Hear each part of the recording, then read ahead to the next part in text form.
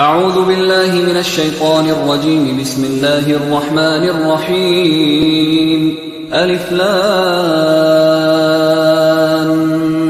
ميم. ذلك الكتاب لا ريب فيه هدى للمتقين الذين يؤمنون بالغيب ويقيمون الصلاة ومما رزقناهم ينفقون والذين يؤمنون بما أنزل إليك وما أنزل من قبلك وبالآخرة هم يوقنون أولئك على هدى من ربهم وأولئك هم المفلحون. إن الذين كفروا سواء عليهم أأنذرتهم أم لم تنذرهم لا يؤمنون. ختم الله على قلوبهم وعلى سمعهم وعلى أبصارهم غشاوة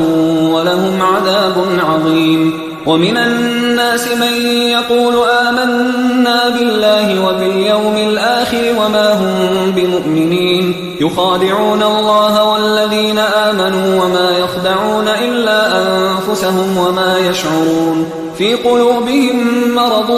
فزادهم الله مرضا ولهم عذاب أليم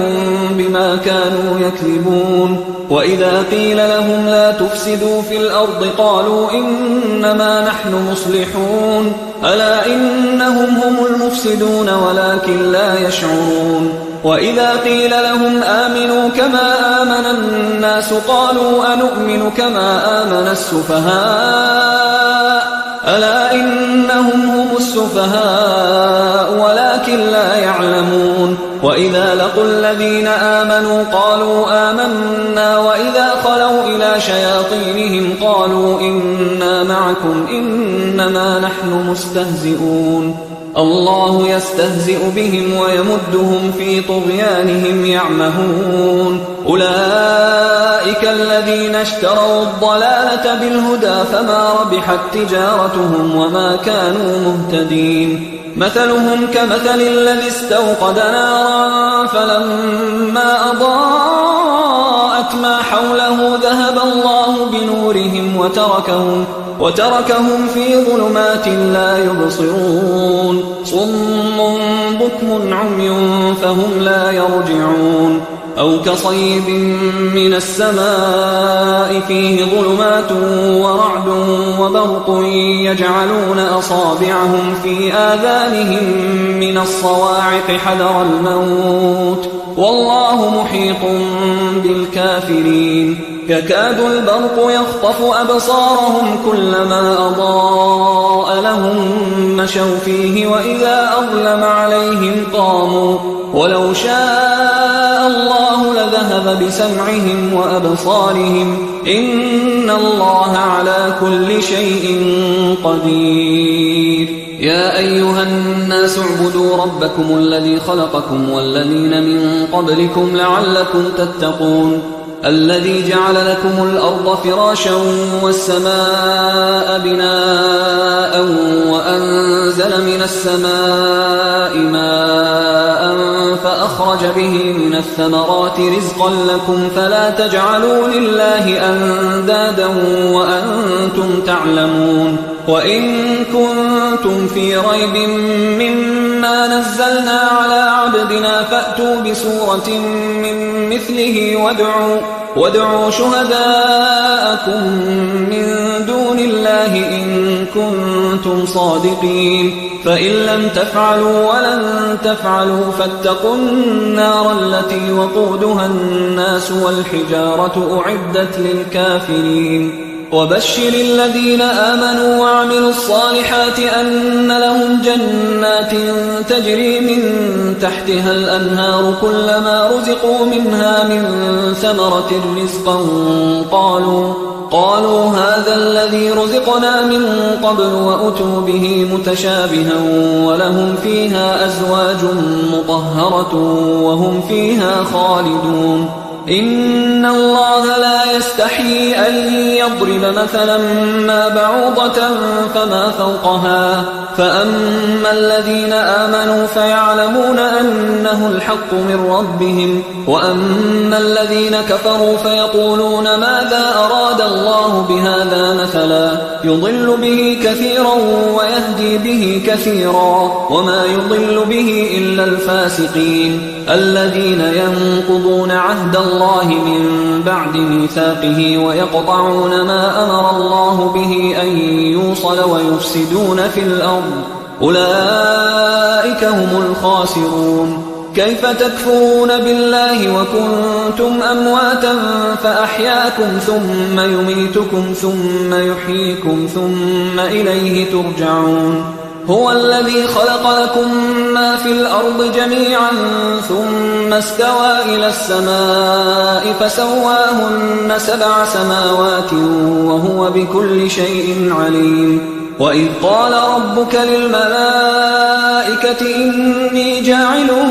في الأرض خليفة قالوا أتجعل فيها من يفسد فيها ويسفك الدماء ونحن نسبح بحمدك ونقدس لك قال إني أعلم ما لا تعلمون وعلم آدم الأسماء كلها ثم عرضهم على الملائكة فقال أنبئوني بأسماء هؤلاء إن كنتم صادقين قالوا سبحانك لا علم لنا إلا ما علمتنا إنك أنت العليم الحكيم قال يا آدم أنبئهم بأسمائهم فلما أنبأهم بأسمائهم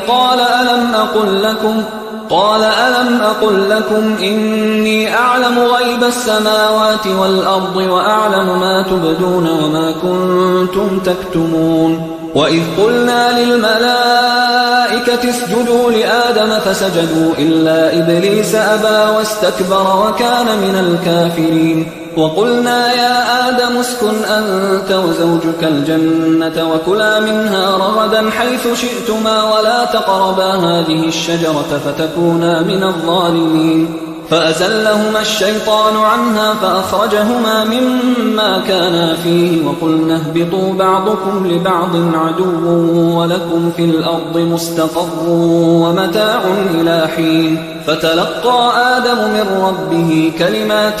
فتاب عليه إنه هو التواب الرحيم قلنا اهبطوا منها جميعا فإما يأتينكم مني هدى فمن تبع هداي فلا خوف عليهم ولا هم يحزنون والذين كفروا وكذبوا بآياتنا أولئك أصحاب النار هم فيها خالدون يا بني إسرائيل اذكروا نعمتي التي أنعمت عليكم وأوفوا بعهدي أوف بعهدكم وإياي فارهبون وآمنوا بما أنزلت مصدقا لما معكم ولا تكونوا أول كافر به ولا تشتروا بآياتي ثمنا قليلا وإياي فاتقون ولا تلبسوا الحق بالباطل وتكتموا الحق وأنتم تعلمون وأقيموا الصلاة وآتوا الزكاة واركعوا مع الراكعين أتأمرون الناس بالبر وتنسون أنفسكم وأنتم تتلون الكتاب أفلا تعقلون واستعينوا بالصبر والصلاة وإنها لكبيرة إلا على الخاشعين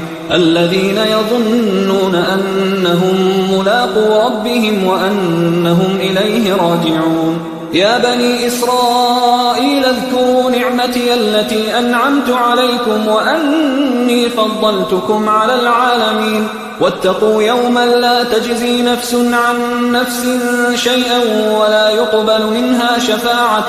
ولا يؤخذ منها عدل ولا هم ينصرون وإذ نجيناكم من آل فرعون يسومونكم سوء العذاب يذبحون أبناءكم ويستحيون نساءكم وفي ذلكم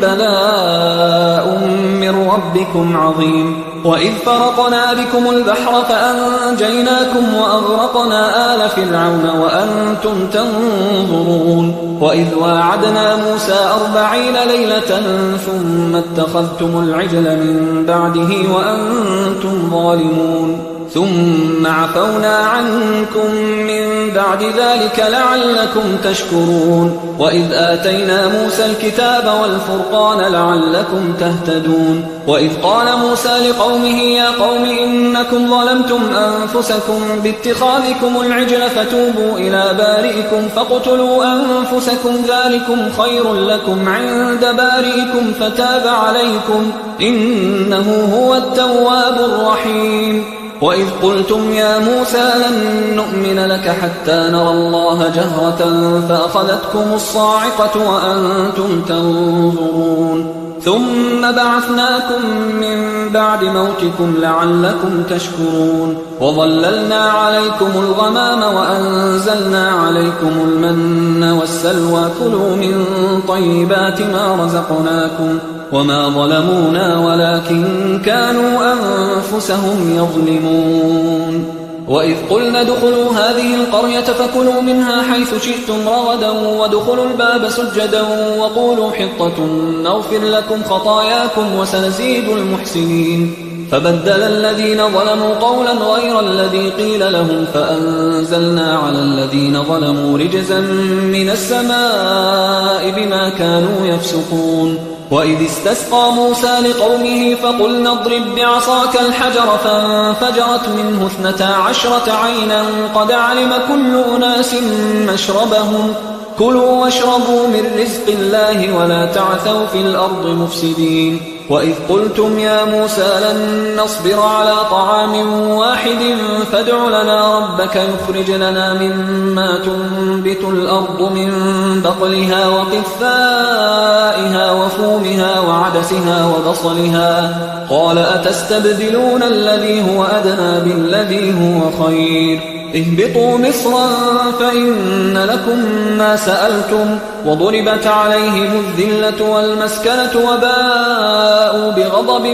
من الله ذلك بأنهم كانوا يكفرون بآيات الله ويقتلون النبيين بغير الحق ذلك بما عصوا وكانوا يعتدون إن الذين آمنوا والذين هادوا والنصارى والصابئين من آمن بالله واليوم الآخر وعمل صالحا فلهم أجرهم عند ربهم ولا خوف عليهم ولا هم يحزنون وإذ أخذنا ميثاقكم ورفعنا فوقكم الطور خذوا ما آتيناكم بقوة واذكروا ما فيه لعلكم تتقون ثم توليتم من بعد ذلك فلولا فضل الله عليكم ورحمته لكنتم من الخاسرين ولقد علمتم الذين اعتدوا منكم في السبت فقلنا لهم كونوا قردة خاسئين فجعلناها نكالا لما بين يديها وما خلفها وموعظة للمتقين وإذ قال موسى لقومه إن الله يأمركم أن تذبحوا بقرة قالوا أتتخذنا هزوا قال أعوذ بالله أن أكون من الجاهلين قالوا ادع لنا ربك يبين لنا ما هي قال إنه يقول إنها بقرة لا فارض ولا بكر عوان بين ذلك فافعلوا ما تؤمرون قالوا ادع لنا ربك يبين لنا ما لونها قال إنه يقول إنها بقرة صفراء فاقع لونها تسر الناظرين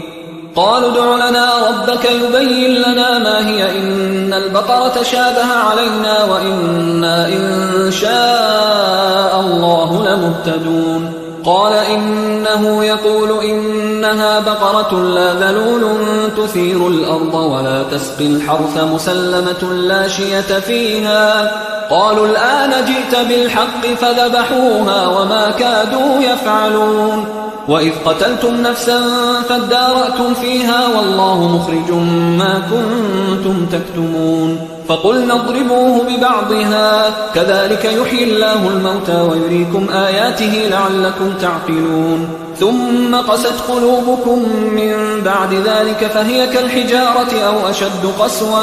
وإن من الحجارة لما يتفجر منه الأنهار وإن منها لما يشقق فيخرج منه الماء وإن منها لما يهبط من خشية الله وما الله بغافل عما تعملون أفتطمعون أن يؤمنوا لكم وقد كان فريق منهم يسمعون كلام الله ثم يحرفونه من بعد ما عقلوه وهم يعلمون وإذا لقوا الذين آمنوا قالوا آمنا وإذا خلا بعضهم إلى بعض قالوا أتحدثونهم بما فتح الله عليكم ليحاجوكم به عند ربكم أفلا تعقلون أولا يعلمون أن الله يعلم ما يسرون وما يعلنون ومنهم أميون لا يعلمون الكتاب إلا أماني وإنهم إلا يظنون فويل للذين يكتبون الكتاب بأيديهم ثم يقولون هذا من عند الله ليشتروا به ثمنا قليلا فويل لهم مما كتبت أيديهم وويل لهم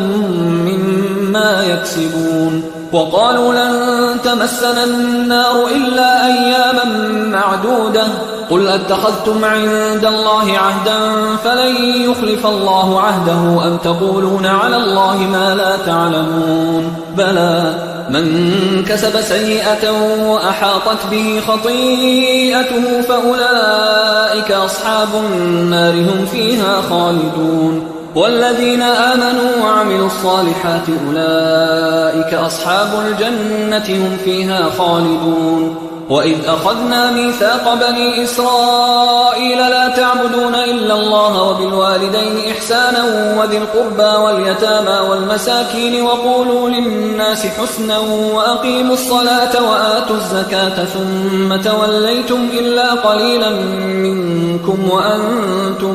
معرضون وإذ أخذنا ميثاقكم لا تسفكون دماءكم ولا تخرجون أنفسكم من دياركم ثم أقررتم وأنتم تشهدون ثم أنتم هؤلاء تقتلون أنفسكم وتخرجون فريقا منكم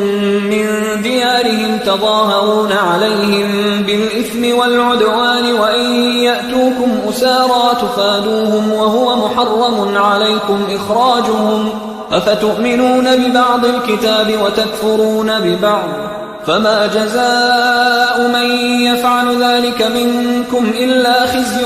في الحياة الدنيا ويوم القيامة يردون إلى أشد العذاب وما الله بغافل عما تعملون أولئك الذين اشتروا الحياة الدنيا بالآخرة فلا يخفف عنهم العذاب ولا هم ينصرون ولقد آتينا موسى الكتاب وقفينا من بعده بالرسل وآتينا عيسى ابن مريم البينات وأيدناه بروح القدس أفكلما جاءكم رسول بما لا تهوى أنفسكم استكبرتم ففريقا كذبتم وفريقا تقتلون وقالوا قلوبنا غلف بل لعنهم الله بكفرهم فقليلا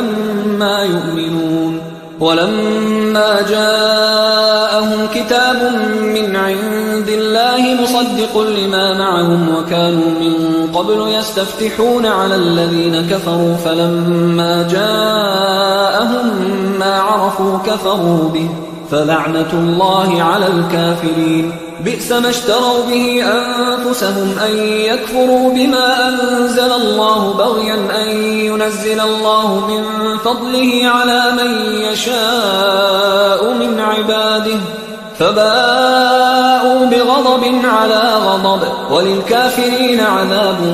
مهين وإذا قيل لهم آمنوا بما أنزل الله قالوا نؤمن بما أنزل علينا ويكفرون بما وراءه وهو الحق مصدقا لما معهم قل فلم تقتلون أنبياء الله من قبل إن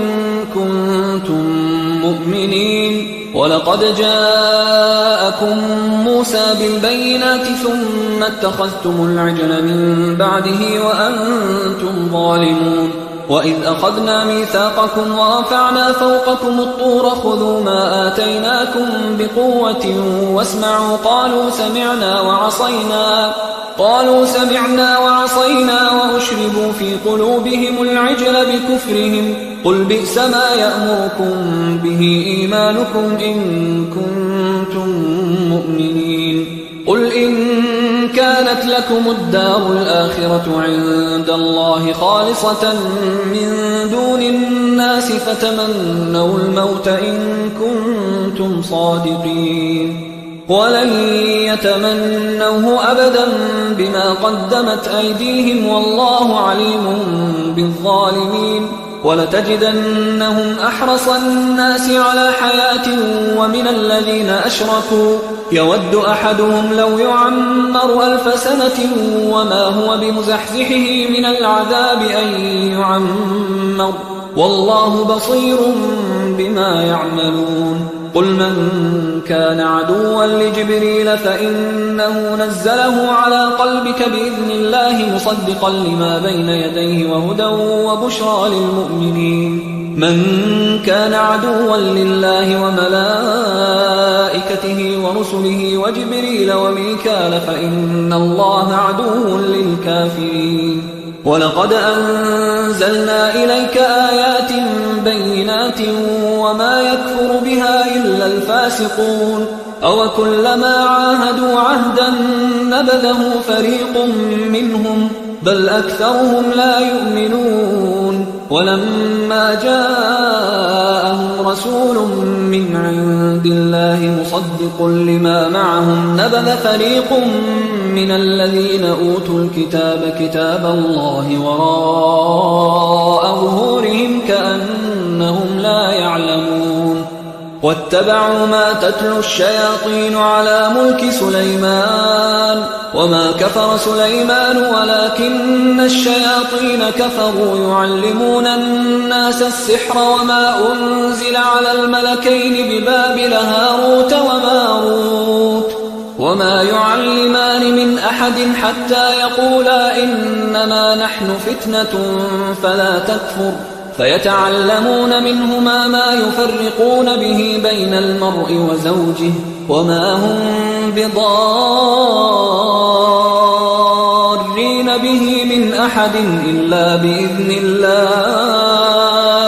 ويتعلمون ما يضرهم ولا ينفعهم ولقد علموا لمن اشتراه ما له في الآخرة من خلاق ولبئس ما شروا به أنفسهم لو كانوا يعلمون ولو أنهم آمنوا واتقوا لمثوبة من عند الله خير لو كانوا يعلمون يا أيها الذين آمنوا لا تقولوا راعنا وقولوا انظرنا واسمعوا وللكافرين عذاب أليم ما يود الذين كفروا من أهل الكتاب ولا المشركين أن ينزل عليكم من خير من ربكم والله يختص برحمته من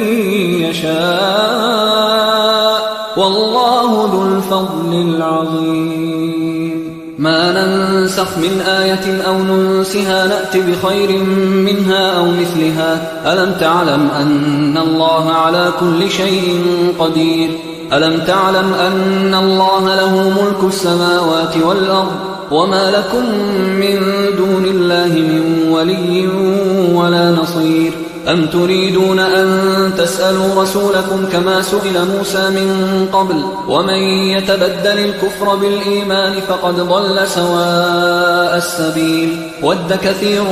من أهل الكتاب لو يردونكم من بعد إيمانكم كفارا حسدا من عند أنفسهم من بعد ما تبين لهم الحق فاعفوا واصفحوا حتى يأتي الله بأمره إن الله على كل شيء قدير وأقيموا الصلاة وآتوا الزكاة وما تقدموا لأنفسكم من خير تجدوه عند الله الله إن الله بما تعملون بصير وقالوا لن يدخل الجنة إلا من كان هودا أو نصارى تلك أمانيهم قل هاتوا برهانكم إن كنتم صادقين بلى من أسلم وجهه لله وهو محسن فله أجره عند ربه ولا خوف عليهم ولا هم يحزنون وقالت اليهود ليست النصارى على شيء وقالت النصارى ليست اليهود على شيء وهم يتلون الكتاب كذلك قال الذين لا يعلمون مثل قولهم فالله يحكم بينهم يوم القيامة فيما كانوا فيه يختلفون ومن أظلم ممن منع مساجد الله أن يذكر فيها اسمه وسعى في خرابها أولئك ما كان لهم أن يدخلوها إلا خائفين لهم في الدنيا خزي ولهم في الآخرة عذاب عظيم ولله المشرق والمغرب فأينما تولوا فثم وجه الله إن الله واسع عليم وقالوا اتخذ الله ولدا سبحانه بل له ما في السماوات والأرض كل له قانتون بديع السماوات والأرض وإذا قضى أمرا فإنما يقول له كن فيكون وقال الذين لا يعلمون لولا يكلمنا الله أو تأتينا آية كذلك قال الذين من قبلهم مثل قولهم تشابهت قلوبهم قد بينا الآيات لقوم يوقنون إنا أرسلناك بالحق بشيرا ونذيرا ولا تسأل عن أصحاب الجحيم ولن ترضى عنك اليهود ولا النصارى حتى تتبع ملتهم قل إن هدى الله هو الهدى ولئن اتبعت أهواءهم بعد الذي جاءك من العلم ما لك من الله من ولي ولا نصير الذين آتيناهم الكتاب يتلونه حق تلاوته أولئك يؤمنون به ومن يكفر به فأولئك هم الخاسرون يا بني إسرائيل اذكروا نعمتي التي أنعمت عليكم وأني فضلتكم على العالمين واتقوا يوما لا تجزي نفس عن نفس شيئا ولا يقبل منها عدل ولا تنفعها شفاعة ولا هم ينصرون وإذ ابتلى إبراهيم ربه بكلمات فأتمهن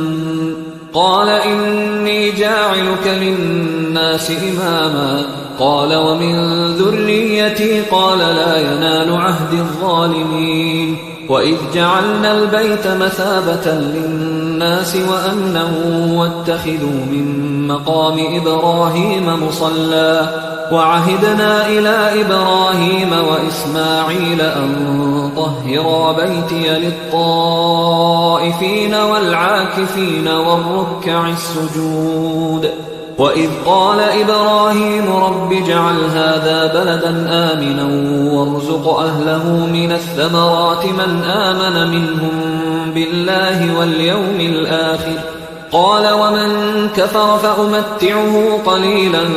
ثم أضطره إلى عذاب النار وبئس المصير وإذ يرفع إبراهيم القواعد من البيت وإسماعيل ربنا تقبل منا إنك أنت السميع العليم ربنا واجعلنا مسلمين لك ومن ذريتنا أمة مسلمة لك وأرنا مناسكنا وتب علينا إنك أنت التواب الرحيم ربنا وابعث فيهم رسولا منهم يتلو عليهم آياتك ويعلمهم الكتاب والحكمة ويزكيهم إنك أنت العزيز الحكيم ومن يرغب عن ملة إبراهيم إلا من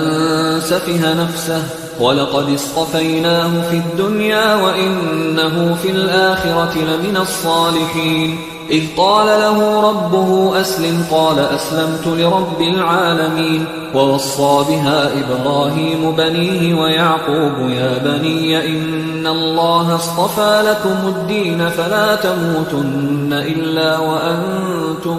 مسلمون أم كنتم شهداء إذ حضر يعقوب الموت إذ قال لبنيه ما تعبدون من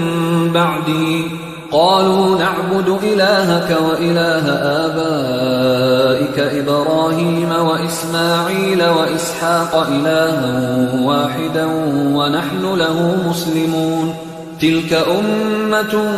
قد خلت لها ما كسبت ولكم ما كسبتم ولا تسألون عما كانوا يعملون وقالوا كونوا هودا أو نصارى تهتدوا قل بل ملة إبراهيم حنيفا وما كان من المشركين قولوا آمنا بالله وما أنزل إلينا وما أنزل إلى إبراهيم وإسماعيل وإسحاق ويعقوب والأسباط وما أوتي موسى وعيسى وما أوتي النبيون من ربهم لا نفرق بين أحد منهم ونحن له مسلمون فإن آمنوا بمثل ما آمنتم به فقد اهتدوا وإن تولوا فإنما هم في شقاق فسيكفيكهم الله وهو السميع العليم صبغة الله ومن أحسن من الله صبغة ونحن له عابدون قل أتحاجوننا في الله وهو ربنا وربكم ولنا أعمالنا ولكم أعمالكم ونحن له مخلصون أم تقولون إن إبراهيم وإسماعيل وإسحاق ويعقوب والأسباط كانوا هودا أو نصارى قل أأنتم أعلم أم الله ومن أظلم ممن كتم شهادة عنده من الله وما الله بغافل عما تعملون تلك أمة قد خلت لها ما كسبت ولكم ما كسبتم ولا تسألون عما كانوا يعملون سيقول السفهاء من الناس ما ولاهم عن قبلتهم التي كانوا عليها قل لله المشرق والمغرب يهدي من يشاء إلى صراط مستقيم وكذلك جعلناكم أمة وسطا لتكونوا شهداء على الناس ويكون الرسول عليكم شهيدا وما جعلنا القبلة التي كنت عليها إلا لنعلم من يتبع الرسول ممن ينقلب على عقبيه وإن كانت لكبيرة إلا على الذين هدى الله وما كان الله ليضيع إيمانكم إن الله بالناس لرؤوف رحيم قد نرى تقلب وجهك في السماء فلنولينك قبلة ترضاها فول وجهك شطر المسجد الحرام وحيث ما كنتم فولوا وجوهكم شطره وإن الذين أوتوا الكتاب ليعلمون أنه الحق من ربهم وما الله بغافل عما يعملون ولئن أتيت الذين أوتوا الكتاب بكل آية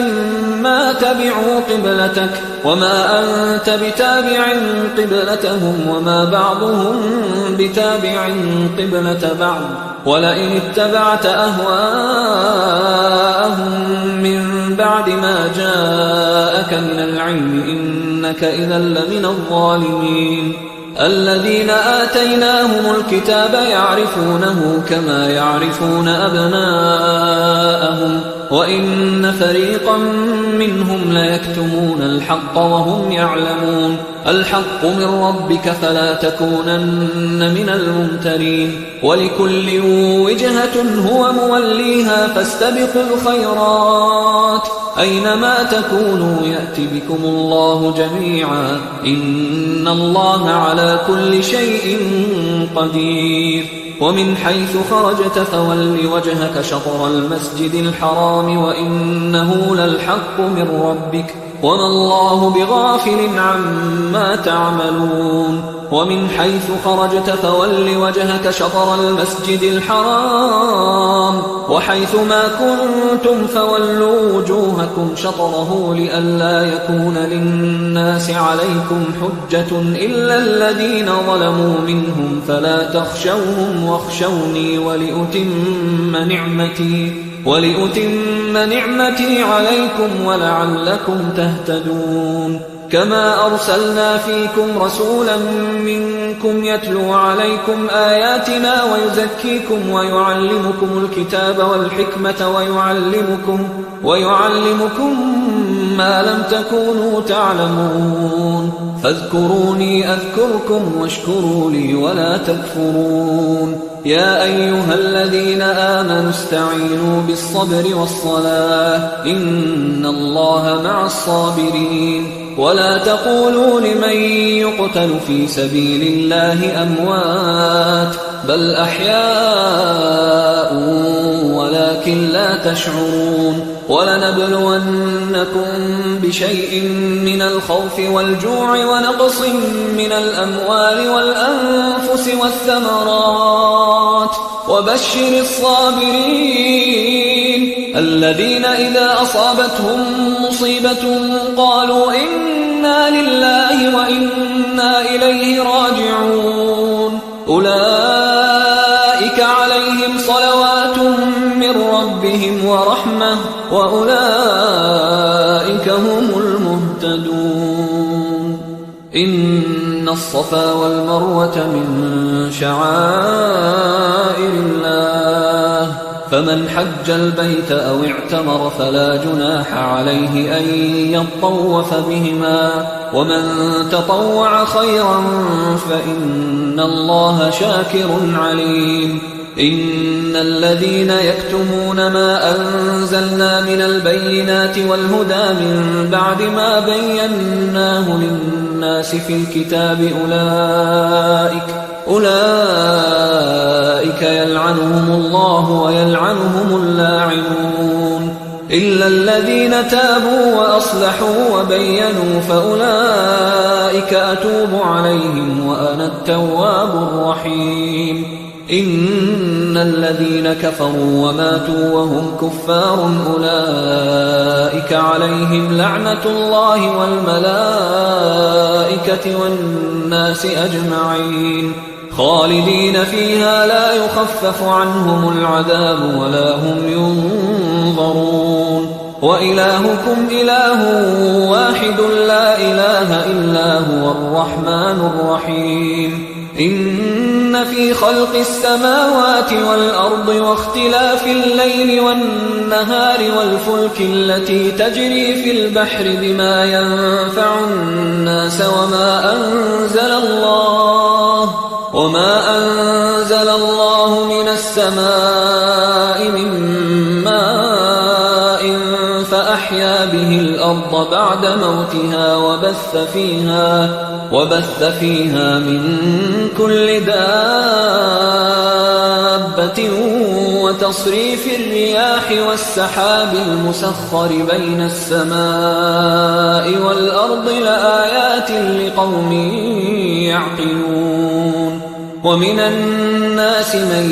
يتخذ من دون الله أندادا يحبونهم كحب الله والذين آمنوا أشد حبا لله ولو يرى الذين ظلموا إذ يرون العذاب أن القوة لله جميعا وأن الله شديد العذاب إذ تبرأ الذين اتبعوا من الذين اتبعوا ورأوا العذاب وتقطعت بهم الأسباب وقال الذين اتبعوا لو أن لنا كرة فنتبرأ منهم كما تبرأوا منا كذلك يريهم الله أعمالهم حسرات عليهم وما هم بخارجين من النار يا أيها الناس كلوا مما في الأرض حلالا طيبا ولا تتبعوا خطوات الشيطان إنه لكم عدو مبين إنما يأمركم بالسوء والفحشاء وأن تقولوا على الله ما لا تعلمون وإذا قيل لهم اتبعوا ما أنزل الله قالوا بل نتبع ما ألفينا عليه آباءنا أولو كان آباؤهم لا يعقلون شيئا ولا يهتدون ومثل الذين كفروا كمثل الذي ينعق بما لا يسمع إلا دعاء ونداء صم بكم عمي فهم لا يعقلون يا أيها الذين آمنوا كلوا من طيبات ما رزقناكم واشكروا لله إن كنتم إياه تعبدون إنما حرم عليكم الميتة والدم ولحم الخنزير وما أهل به لغير الله فمن اضطر غير باغ ولا عاد فلا إثم عليه إن الله غفور رحيم إن الذين يكتمون ما أنزل الله من الكتاب ويشترون به ثمنا قليلا أولئك ما يأكلون في بطونهم إلا النار ولا يكلمهم الله يوم القيامة ولا يزكيهم ولهم عذاب أليم أولئك الذين اشتروا الضلالة بالهدى والعذاب بالمغفرة فما أصبرهم على النار ذلك بأن الله نزل الكتاب بالحق وإن الذين اختلفوا في الكتاب لفي شقاق بعيد ليس البر أن تولوا وجوهكم قبل المشرق والمغرب ولكن البر من آمن بالله واليوم الآخر والملائكة والكتاب والنبيين وآتى المال على حبه ذوي القربى واليتامى والمساكين وابن السبيل والسائلين وفي الرقاب وأقام الصلاة وآتى الزكاة والموفون بعهدهم إذا عاهدوا والصابرين في البأساء والضراء وحين البأس أولئك الذين صدقوا وأولئك هم المتقون يا أيها الذين آمنوا كتب عليكم القصاص في القتلى الحر بالحر والعبد بالعبد والأنثى بالأنثى فمن عفي له من أخيه شيء فاتباع بالمعروف وأداء إليه بإحسان ذلك تخفيف من ربكم ورحمة فمن اعتدى بعد ذلك فله عذاب أليم ولكم في القصاص حياة يا أولي الألباب لعلكم تتقون كتب عليكم إذا حضر أحدكم الموت إن ترك خيرا الوصية للوالدين والأقربين بالمعروف حقا على المتقين فمن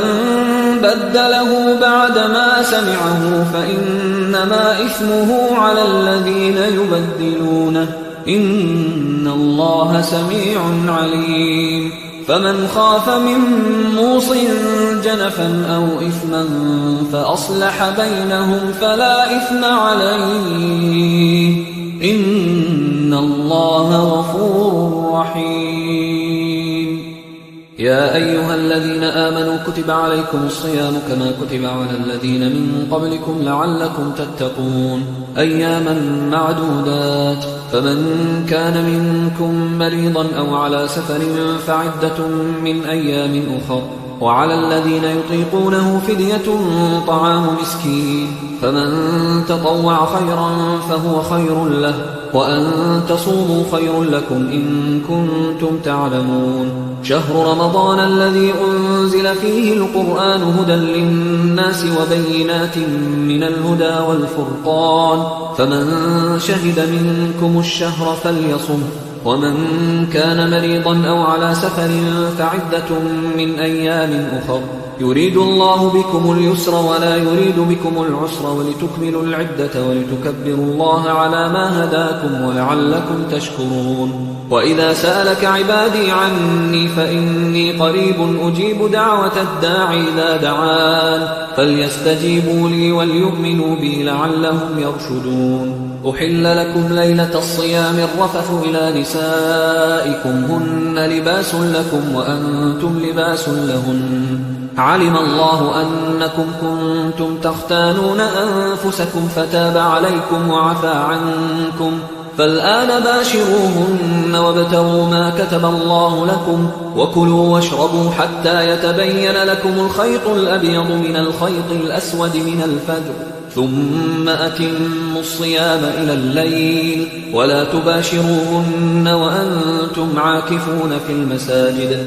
تلك حدود الله فلا تقربوها كذلك يبين الله آياته للناس لعلهم يتقون. ولا تأكلوا أموالكم بينكم بالباطل وتدلوا بها إلى الحكام لتأكلوا فريقا من أموال الناس بالإثم وأنتم تعلمون. يسألونك عن الأهلة قل هي مواقيت للناس والحج وليس البر بأن تأتوا البيوت من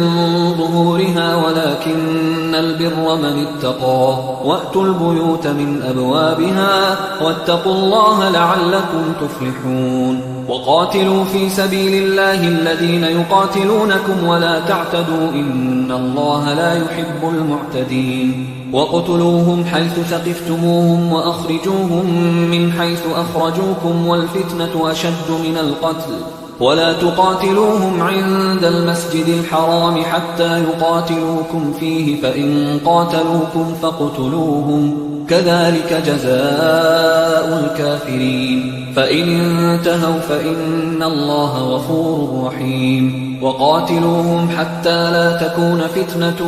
ويكون الدين لله فإن انتهوا فلا عدوان إلا على الظالمين. الشهر الحرام بالشهر الحرام والحرمات قصاص فمن اعتدى عليكم فاعتدوا عليه بمثل ما اعتدى عليكم واتقوا الله واعلموا أن الله مع المتقين. وأنفقوا في سبيل الله ولا تلقوا بأيديكم إلى التهلكة وأحسنوا إن الله يحب المحسنين. وأتموا الحج والعمرة لله فإن أحصرتم فما استيسر من الهدي ولا تحلقوا رؤوسكم حتى يبلغ الهدي محله فمن كان منكم مريضا أو به أذى من رأسه ففدية من صيام أو صدقة أو نسك فإذا أمنتم فمن تمتع بالعمرة إلى الحج فما استيسر من الهدي فمن لم يجد فصيام 3 أيام في الحج و7 إذا رجعتم تلك 10 كاملة ذلك لمن لم يكن أهله حاضر المسجد الحرام واتقوا الله واعلموا أن الله شديد العقاب. الحج أشهر معلومات فمن فرض فيهن الحج فلا رفث ولا فسوق ولا جدال في الحج وما تفعلوا من خير يعلمه الله وتزودوا فإن خير الزاد التقوى واتقون يا أولي الألباب. ليس عليكم جناح أن تبتغوا فضلا من ربكم، فإذا أفضتم من عرفات فاذكروا الله عند المشعر الحرام واذكروه كما هداكم وإن كنتم من قبله لمن الضالين. ثم أفيضوا من حيث أفاض الناس واستغفروا الله إن الله غفور رحيم. فإذا قضيتم مناسككم فاذكروا الله كذكركم آباءكم أو أشد ذكرا. فمن الناس من يقول ربنا آتنا في الدنيا وما له في الآخرة من خلاق، ومنهم من يقول ربنا آتنا في الدنيا حسنة وفي الآخرة حسنة وقنا عذاب النار. أولئك لهم نصيب مما كسبوا والله سريع الحساب. واذكروا الله في أيام معدودات، فمن تعجل في يومين فلا إثم عليه ومن تأخر فلا إثم عليه لمن اتقى. واتقوا الله واعلموا أنكم إليه تحشرون. ومن الناس من يعجبك قوله في الحياة الدنيا ويشهد الله على ما في قلبه وهو ألد الخصام. وإذا تولى سعى في الأرض ليفسد فيها ويهلك الحرث والنسل والله لا يحب الفساد. وإذا قيل له اتق الله أخذته العزة بالإثم فحسبه جهنم ولبئس المهاد. ومن الناس من يشري نفسه ابتغاء مرضات الله والله رؤوف بالعباد. يا أيها الذين آمنوا ادخلوا في السلم كافة ولا تتبعوا خطوات الشيطان إنه لكم عدو مبين. فإن زللتم من بعد ما جاءتكم البينات فاعلموا أن الله عزيز حكيم. هل ينظرون إلا أن يأتيهم الله في ظلل من الغمام والملائكة وقضي الأمر وإلى الله ترجع الأمور. سل بني إسرائيل كم آتيناهم من آية بينة ومن يبدل نعمة الله من بعد ما جاءته فإن الله شديد العقاب. زين للذين كفروا الحياة الدنيا ويسخرون من الذين آمنوا والذين اتقوا فوقهم يوم القيامة والله يرزق من يشاء بغير حساب. كان الناس أمة واحدة فبعث الله النبيين مبشرين ومنذرين وأنزل معهم الكتاب بالحق ليحكم بين الناس فيما اختلفوا فيه وما اختلف فيه إلا الذين أوتوه من بعد ما جاءتهم البينات بغيا بينهم فهدى الله الذين آمنوا لما اختلفوا فيه من الحق بإذنه والله يهدي من يشاء إلى صراط مستقيم. أم حسبتم أن تدخلوا الجنة ولما يأتكم مثل الذين خلوا من قبلكم مستهم البأساء والضراء وزلزلوا حتى يقول الرسول والذين آمنوا معه متى نصر الله ألا إن نصر الله قريب. يسألونك ماذا ينفقون قل ما أنفقتم من خير فللوالدين والأقربين واليتامى والمساكين وابن السبيل وما تفعلوا من خير فإن الله به عليم كتب عليكم القتال وهو كره لكم وعسى أن تكرهوا شيئا وهو خير لكم وعسى أن تحبوا شيئا وهو شر لكم والله يعلم وأنتم لا تعلمون يسألونك عن الشهر الحرام قتال فيه قل قتال فيه كبير وصد عن سبيل الله وكفر به والمسجد الحرام وإخراج أهله منه أكبر عند الله والفتنة أكبر من القتل ولا يزالون يقاتلونكم حتى يردوكم عن دينكم إن استطاعوا ومن يرتد منكم عن دينه فيمت وهو كافر فأولئك حبطت أعمالهم في الدنيا والآخرة وأولئك أصحاب النار هم فيها خالدون إن الذين آمنوا والذين هاجروا وجاهدوا في سبيل الله أولئك يرجون رحمة الله والله غفور رحيم يسألونك عن الخمر والميسر قل فيهما إثم كبير ومنافع للناس وإثمهما أكبر من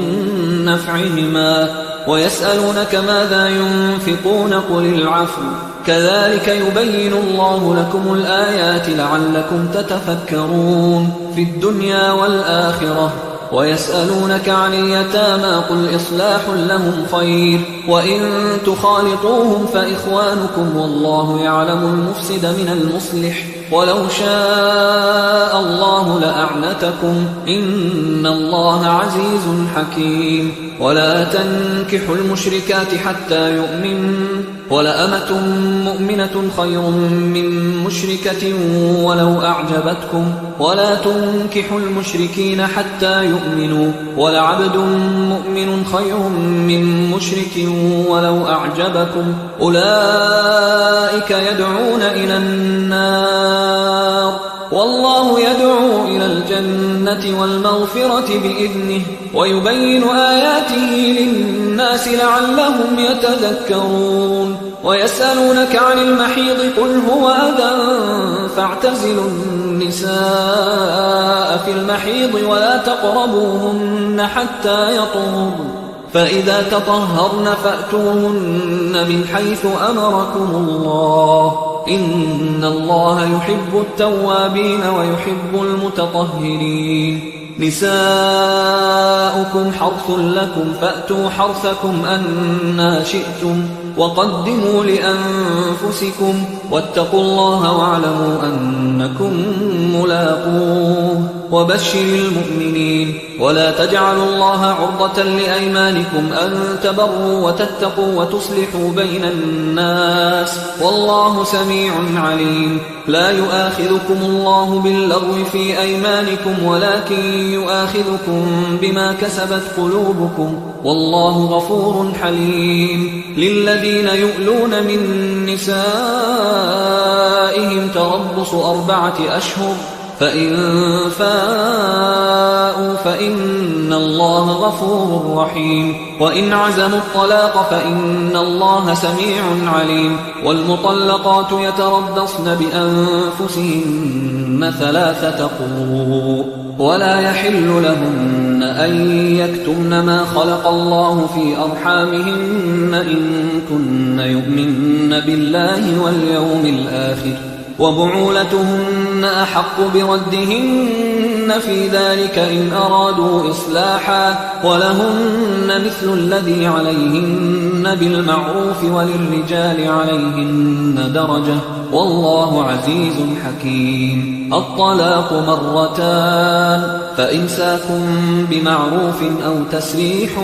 بإحسان ولا يحل لكم أن تأخذوا مما آتيتموهن شيئا إلا أن يخافا ألا يقيما حدود الله فإن خفتم ألا يقيما حدود الله فلا جناح عليهما فيما افتدت به تلك حدود الله فلا تعتدوها ومن يتعد حدود الله فأولئك هم الظالمون فإن طلقها فلا تحل له من بعد حتى تنكح زوجا غيره فإن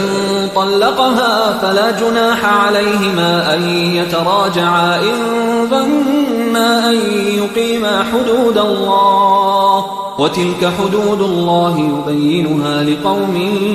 يعلمون وإذا طلقتم النساء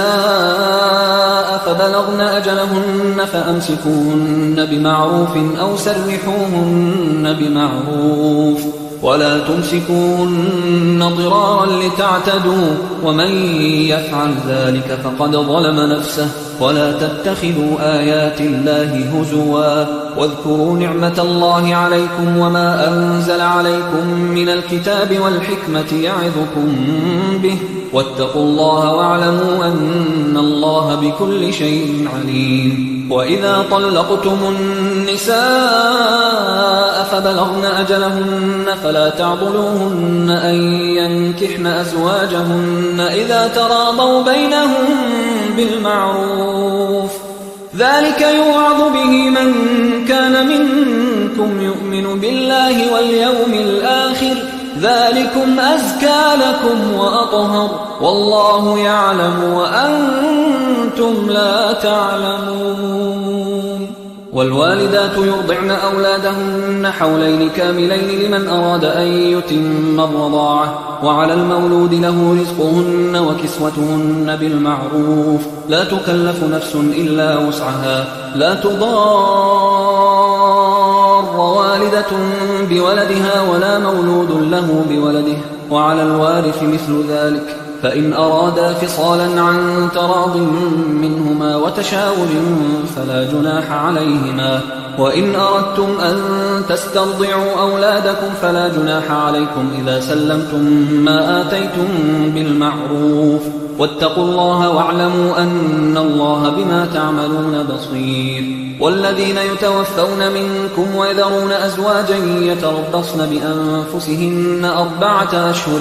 وعشرا فإذا بلغن أجلهن فلا جناح عليكم فيما فعلن في أنفسهن بالمعروف والله بما تعملون خبير ولا جناح عليكم فيما عرضتم به من خطبة النساء أو أكننتم في أنفسكم علم الله أنكم ستذكرونهن ولكن لا تواعدوهن سرا إلا أن تقولوا قولا معروفا ولا تعزموا عقدة النكاح حتى يبلغ الكتاب أجله واعلموا أن الله يعلم ما في أنفسكم فاحذروه واعلموا أن الله غفور حليم لا جناح عليكم إن طلقتم النساء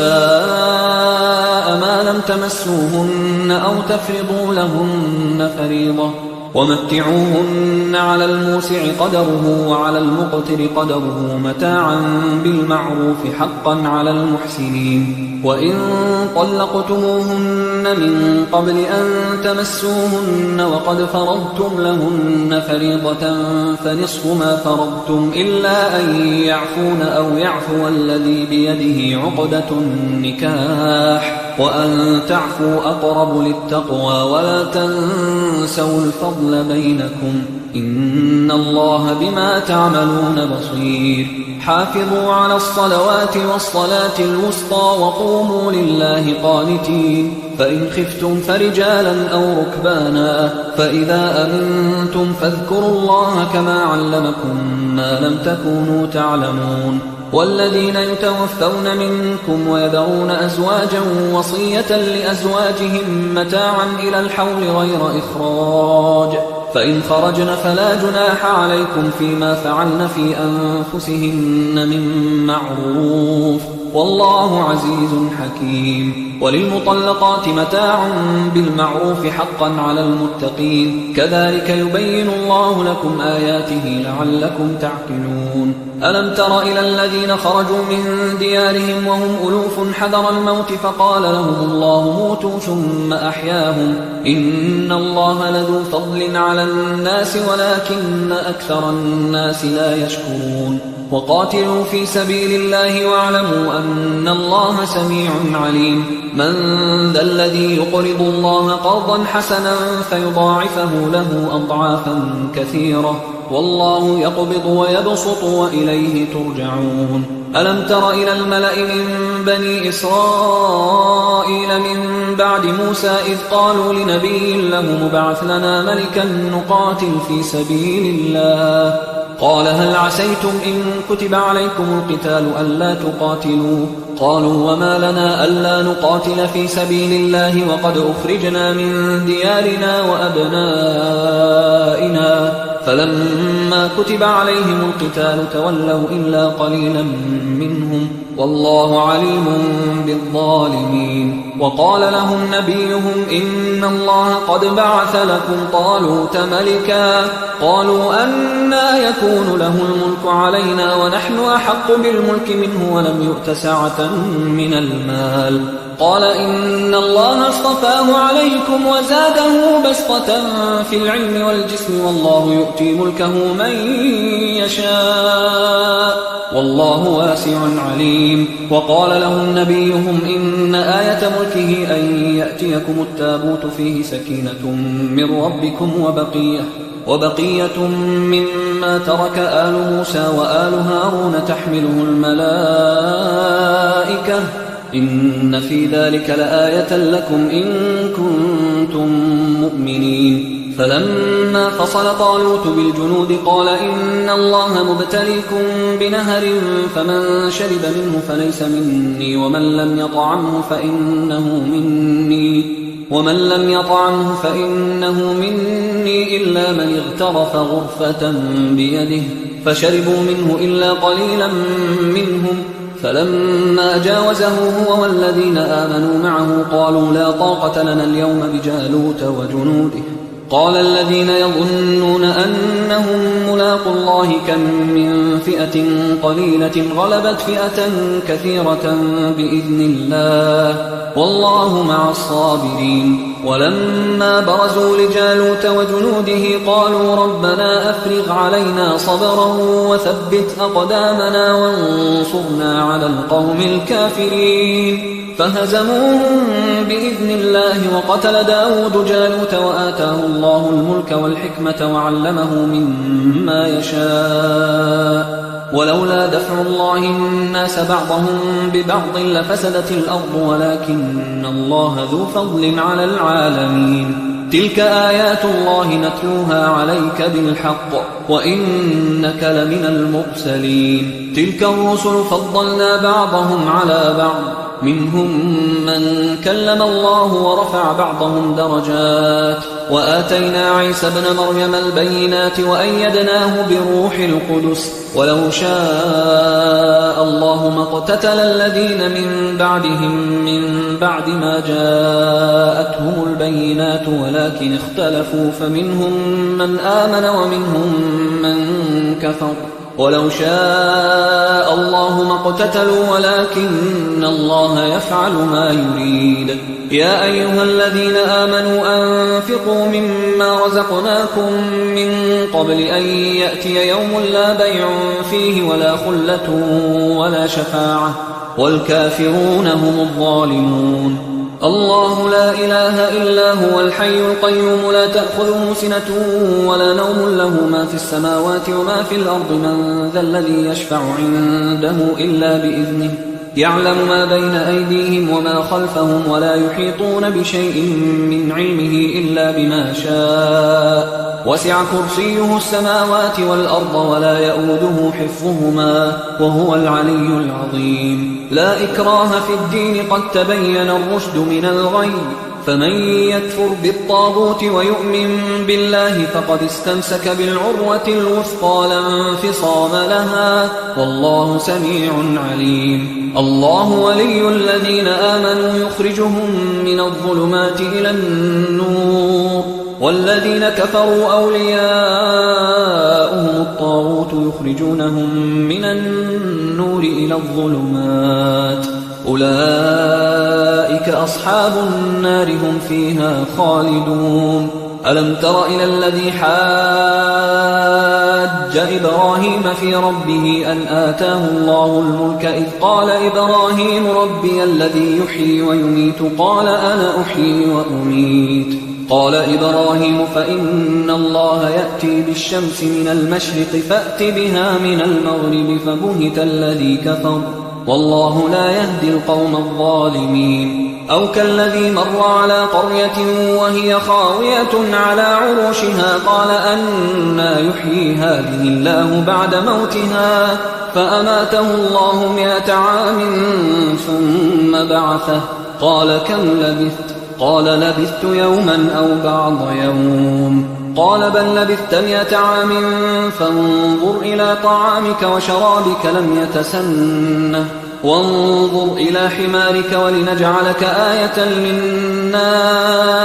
وانظر إلى العظام كيف ننشزها ثم نكسوها لحما فلما تبين له قال أعلم أن الله على كل شيء قدير وإذ قال إبراهيم رب أرني كيف تحيي الموتى قال أولم تؤمن قال بلى ولكن ليطمئن قلبي قال فخذ 4 من الطير فصرهن إليك ثم اجعل على كل جبل منهن جزءا ثم ادعهن يأتينك سعيا واعلم أن الله عزيز حكيم مثل الذين ينفقون أموالهم في سبيل الله كمثل حبة أنبتت 7 سنابل في كل سنبلة 100 حبة والله يضاعف لمن يشاء والله واسع عليم الذين ينفقون أموالهم في سبيل الله ثم لا يتبعون ما أنفقوا منا ولا أذى لهم أجرهم عند ربهم ولا خوف عليهم ولا هم يحزنون قول معروف ومغفرة خير من صدقة يتبعها أذى والله غني حليم يا أيها الذين آمنوا لا تبطلوا صدقاتكم بالمن والأذى كالذي ينفق ماله رئاء الناس ولا يؤمن بالله واليوم الآخر فمثله كمثل صفوان عليه تراب فأصابه وابل فتركه صلدا لا يقدرون على شيء مما كسبوا والله لا يهدي القوم الكافرين ومثل الذين ينفقون أموالهم ابتغاء مرضات الله وتثبيتا من أنفسهم كمثل جنة بربوة أصابها وابل فآتت أكلها ضعفين فإن لم يصبها وابل فطل والله بما تعملون بصير أيود أحدكم أن تكون له جنة من نخيل وأعناب تجري من تحتها الأنهار له فيها من كل الثمرات وأصابه الكبر وله ذرية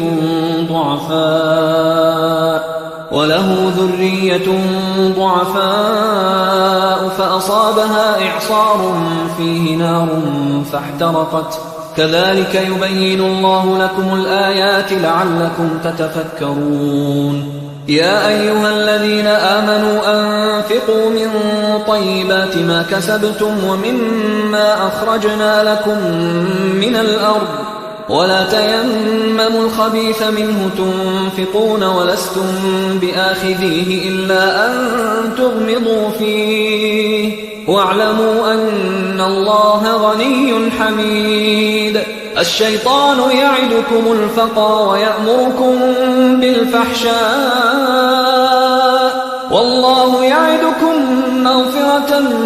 منه وفضلا والله واسع عليم يؤتي الحكمة من يشاء ومن يؤت الحكمة فقد أوتي خيرا كثيرا وما يذكر إلا أولو الألباب وما أنفقتم من نفقة أو نذرتم من نذر فإن الله يعلمه وما للظالمين من أنصار أنصار إن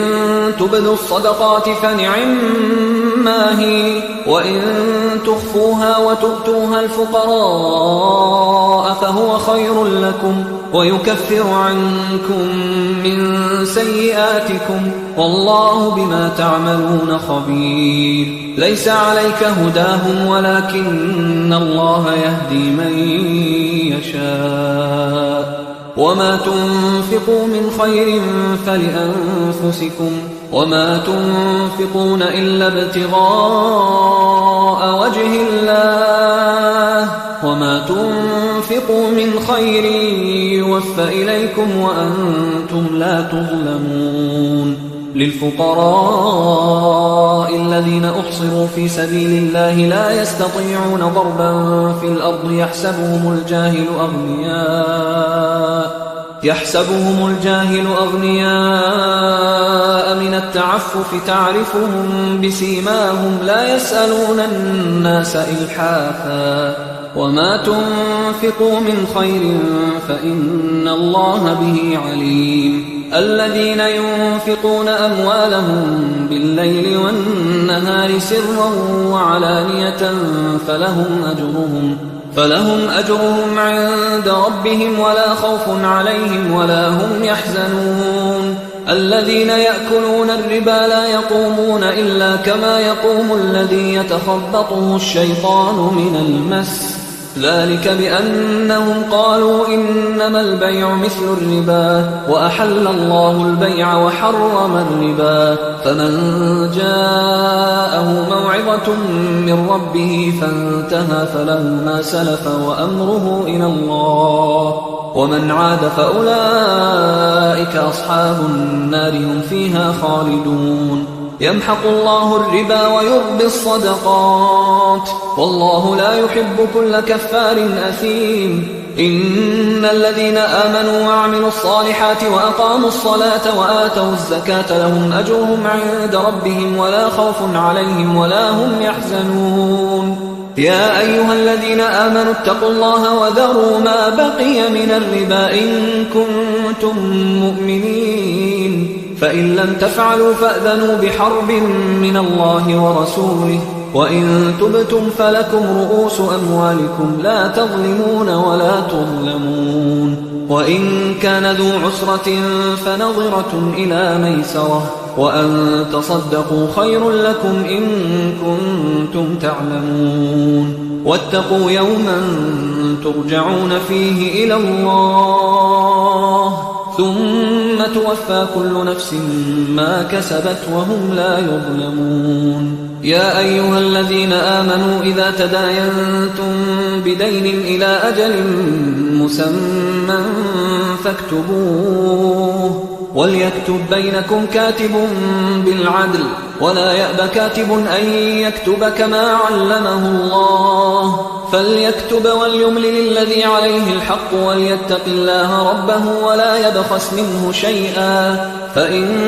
كان الذي عليه الحق سفيها أو ضعيفا أو لا يستطيع أن يمله فليملل وليه بالعدل واستشهدوا شهيدين من رجالكم فإن لم يكونا رجلين فرجل وامرأتان ممن ترضون من الشهداء أن تضل إحداهما فتذكر إحداهما الأخرى ولا يأبى الشهداء إذا ما دعوا ولا تسأموا أن تكتبوه صغيرا أو كبيرا إلى أجله ذلكم أقسط عند الله وأقوم للشهادة وأدنى أن لا ترتابوا